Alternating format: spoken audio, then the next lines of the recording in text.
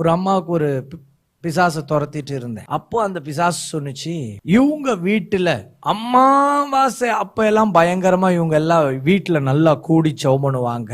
அதுல ஒரு அம்மா என்ன பண்ணுச்சான், எல்லா அம்மாக்களும் சேர்ந்து பக்தி வைராக்கியத்தோட தான் ஜெபிச்சுட்டு இருந்திருக்கிறாங்க.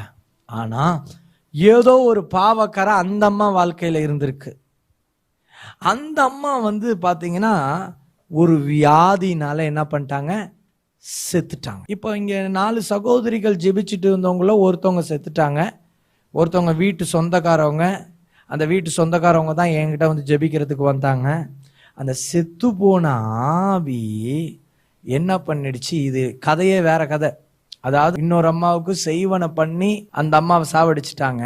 அவங்களுக்கு உதவி செய்யறதுக்காக இந்த 4 சகோதரிகள் நல்லா எல்லா கட்டுகளையும் உடைச்சு ஜெபிச்சிருக்காங்க.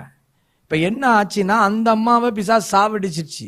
சாவடிச்ச பிறகு அந்த அம்மாவுக்குள்ளாக செயல்பட்ட அந்த பில்லிசூனி ஆவி இருக்குது தெரியுமா, அந்த ஆவி மறுபடியும் இங்க இருக்கிற அம்மாவை தாக்கி உடல் முழுவதும் வியாதியை கொடுத்துருச்சு.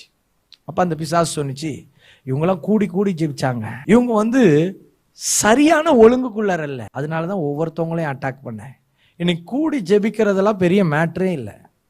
நாளைக்கு ஒரு ஜெபக்குழுவை உங்க வீட்டில் துவங்குங்கள் அப்படின்னு துவங்கிடுவீங்க. ஆனா அங்க என்ன ஆவியானவர் வரார். இது என்னது, இதுதான் ஒழுங்கு.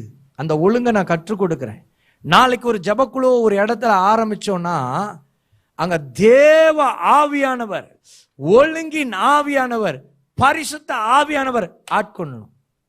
அதனால்தான் நான் எல்லா இடத்துலையுமே என்னை பார்த்தா நிறைய விசுவாசிகளுக்கு பிடிக்கவே பிடிக்காது.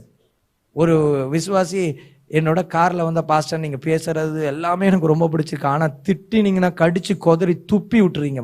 நான் சொன்னேன், அப்படிதான் இருக்க முடியுங்க. ஏன்னா நம்ம தேவனை அறிகிற அறிவை ஒவ்வொரு மனுஷனும் பெற்றுக்கொண்டு இருக்கும் பொழுது நான் அந்த சூழல்ல தள்ளப்பட்டு இருக்கிறேன். ஏன்னா அப்படி பல காரியங்களை நான் பார்த்துட்டு வரேன் அப்படின்னு சொல்லிட்டேன். அதனால நான் கடிச்சு கொதறினாலும் நான் திட்டுனாலும் அந்த நிமிஷம் மாத்திரம் தாங்க, அடுத்த நிமிஷம் என் இருதயம் பழைய மாதிரி தான் இருக்கும். உங்க மேல எப்படி அன்பு வச்சிருந்தோன்னா அதே மாதிரி தான் இருப்பேன்.